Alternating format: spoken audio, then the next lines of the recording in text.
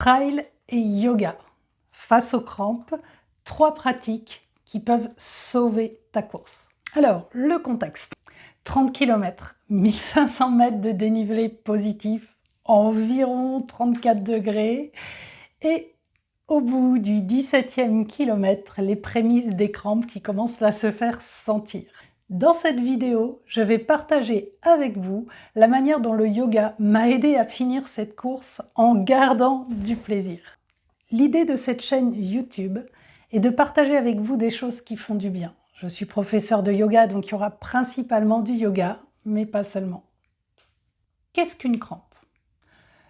Une crampe, c'est une contracture non volontaire d'un muscle. Alors, quand on voit l'intensité et la douleur provoquée par les crampes, forcément, ça ne peut pas être volontaire. Ici, il sera question des crampes à l'effort, et plus précisément des crampes qui peuvent survenir dans le cadre de la course à pied ou du trail. Avant tout, il y a 4 facteurs à prendre en compte en amont. Si vous avez fait attention à votre alimentation, à votre hydratation, à bien vous entraîner de manière progressive et adaptée à l'effort, et que vous avez bien géré vos temps de repos et de récupération, alors si avec tout ça, vous avez quand même des crampes, eh bien c'est là que le yoga peut nous venir en aide pendant la course. Quand mettre en place cette pratique? Eh bien, essayez de la mettre en place le plus tôt possible.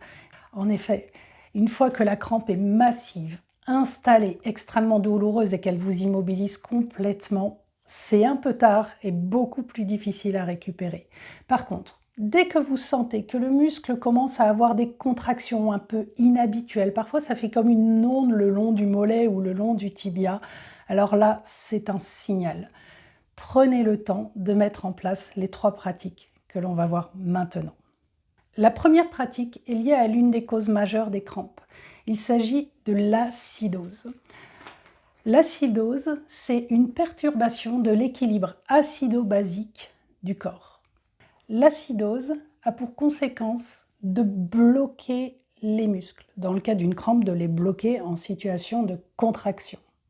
Il y a 2 formes d'acidose. La première, l'acidose métabolique, va être traitée plutôt sur le plan de la nutrition et de l'hydratation. Donc celle qu'on va évoquer maintenant, c'est l'acidose dite respiratoire.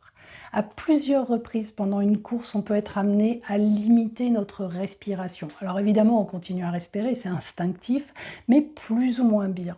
Parfois, dans un effort intense, on manque d'inspiration parce que tout simplement on n'expire pas suffisamment. Mais il y a 2 autres situations aussi qui peuvent nous amener à limiter notre souffle. Donc quand il y a une phase dans une course qui est un peu technique, ou alors lorsque l'on a une douleur qui apparaît, ce sont 2 situations où on va avoir tendance à limiter notre respiration. On se concentre et on respire un peu moins bien. On a une douleur, on se crispe, on focalise dessus, et là aussi, la respiration est plus limitée. Donc là, dès que vous vous rendez compte de ça, ou alors dès qu'une crampe commence à apparaître, pensez à respirer. Des expirations complètes, sinon il n'y a pas de place pour l'inspiration suivante. En yoga thérapie, les médecins qui nous accompagnaient dans la formation nous répétaient que l'expiration fait partie des émonctoires. Vous savez, tous ces systèmes de nettoyage du corps qui sont liés à la sudation, à l'excrétion, etc. Deuxième chose, des étirements. Mais alors des étirements extra doux, et là encore j'insiste, dès les premiers signes avant-coureurs de crampe. N'attendez pas la crampe majeure. Le but n'est pas de tirer les muscles, mais juste d'agir sur les fibres qui sont en train de se bloquer, de se rétracter pour leur redonner de l'élasticité.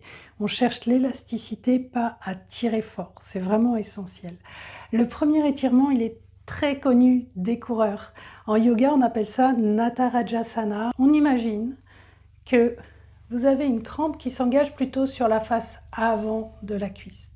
En attrapant la cheville et en ajoutant un engagement des muscles fessiers qui vous fait ouvrir la hanche, vous agissez au niveau de l'avant de la cuisse. Donc là, ce qui est important, c'est que ma main est sur la cheville, pas sur le bout des orteils dans cette version-là de la posture. Au niveau des appuis, on ne laisse pas le corps s'effondrer, hein. Vraiment, on repousse le sol sous le pied gauche et vous laissez se relâcher, s'ouvrir l'avant de la cuisse. Ne forcez pas. Le talon autant que possible et à proximité de la fesse droite. Ensuite, vous relâchez en douceur. Cette même posture peut aussi vous aider en cas de crampe sur la zone située à l'avant là, de la jambe, le long du tibia. Cette fois-ci, c'est presque la même posture. On va imaginer que c'est sur la jambe gauche que ça survient. Cette fois, vous attrapez effectivement la pointe du pied. Pareil, avec le même mouvement du bassin, vous allez nourrir cette fois l'étirement à l'avant de la jambe, le long du tibia. Et pareil, après 20-50 secondes, vous relâchez et vous reprenez. De toute façon, vous allez sentir le moment où cet étirement a libéré les tensions, a redonné de l'élasticité au tissu. La deuxième posture va concerner la chaîne arrière des jambes. Donc en particulier le dessous du pied, à l'arrière des mollets, les gastrocnémiens, et à l'arrière de la cuisse, les ischio-jambiers. Donc pour prendre la posture qui est le chien la tête en bas ou Adho Mukha Svanasana, vous viendrez vous mettre à quatre pattes. Entre vos poignets et vos genoux, vous mettez à peu près la longueur de votre buste. Ensuite, vous crochetterez les orteils. Vous gardez les pieds à la largeur du bassin. Puis, vous repoussez le sol avec les mains et vous vous installez. Vous placez d'abord le dos dans le prolongement des bras. C'est le plus important. Les jambes peuvent même être pliées. Ce qui compte, c'est que le dos ne soit pas arrondi. Vraiment chercher à détasser toute la colonne. Ensuite, peut-être que vous tendez un peu les jambes et peut-être que les talons descendent vers le sol. Mais vraiment, faites ça tout en douceur, hein. L'idée, ce n'est pas de tirer fort, juste de redonner de l'élasticité à vos muscles. Puis, après une vingtaine de secondes ou un peu plus, vous revenez à quatre pattes. Vous sortez de la posture et vous reprenez votre course. La troisième pratique va consister à ajuster notre effort, être dans le juste effort par rapport à nos possibilités du jour. Chaque jour est différent. Le jour de la course, vous serez plus ou moins en forme et il faudra en tenir compte. Donc acceptez vos limites, mais tout en utilisant toutes vos possibilités. C'est vraiment l'idée dans une course. Donc, la première chose qui peut vous aider à partir du yoga, c'est d'économiser l'énergie en engageant que les muscles qui sont absolument indispensables à votre effort. Pas plus, pas moins. Et dès qu'un muscle n'est plus utile, laissez-le se relâcher avant de le réengager. Ça va l'aider vraiment. Vous allez économiser de l'énergie. Pendant les entraînements, on a appris à notre corps à gérer, à s'adapter à une certaine intensité, à une certaine durée d'effort. Le jour de la course, on ne va probablement pas doubler notre vitesse. Donc soyez vraiment conscients de ça. Avec l'enthousiasme de la course, on se lève très facilement embarqué, et vraiment moi la première. Mais il faut rester dans le juste effort, tout en faisant de notre mieux, puisque le but de la course est aussi d'aller quand même jusqu'au bout de nos possibilités, mais sans se blesser. Alors vous allez me dire que la mise en place de tout ça va vous faire perdre plein de place pendant la course. Alors, je ne suis pas sûre qu'avec une crampe installée, on aille plus vite que quand on prend 20 à 30 secondes pour faire une posture. Effectivement, on va peut-être ralentir pour pas que le mécanisme de la crampe aille jusqu'au bout. Mais en fait, c'est dans ce juste effort qu'on va aller au bout et surtout qu'on va garder du plaisir à courir parce qu'une crampe installée, c'est terrible. Donc une fois qu'elle est installée, vous ne pourrez pas la faire disparaître totalement. Donc vraiment gérer en amont, progressivement. Le but, c'est quand même de se faire plaisir dans la course. Dans mon cas sur la course, je me suis arrêtée 4 fois exactement faire ces postures et j'ai ralenti pour rester en deçà du seuil de déclenchement de la grosse crampe. Avec ça, je me suis fait plaisir jusqu'au bout. Je suis allée jusqu'au bout de la course en courant.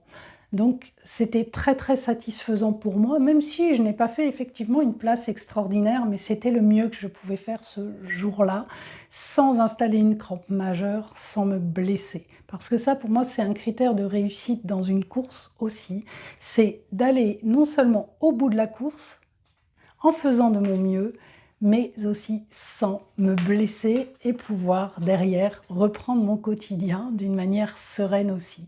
Donc profitez de la course, mais profitez de l'après-course aussi. Donc si tous ces critères vous semblent aussi importants, alors ces pratiques peuvent vraiment vous apporter quelque chose et je vous garantis qu'une crampe installée, vraiment puissante, ça va encore plus nous ralentir que ces quelques pratiques. Donc concrètement, j'ai fait ces pratiques à chaque fois, les postures, entre 20 et 50 secondes, pas plus. Il n'y a pas besoin de beaucoup, il n'y a pas besoin de pousser. J'espère que ces 3 pratiques vous aideront à finir votre course en gardant le plaisir de courir jusqu'à la ligne d'arrivée. Si vous avez aimé cette vidéo, n'hésitez pas à liker, à vous abonner et surtout aussi à faire des commentaires sur des retours d'expérience. Peut-être que vous mettrez tout ça en place pendant une course ou un entraînement un peu plus long et un peu plus intensif que d'habitude. Donc surtout, faites-moi savoir tout ça. Ça m'intéresse vraiment d'avoir vos retours d'expérience. Merci d'avoir regardé cette vidéo et à bientôt.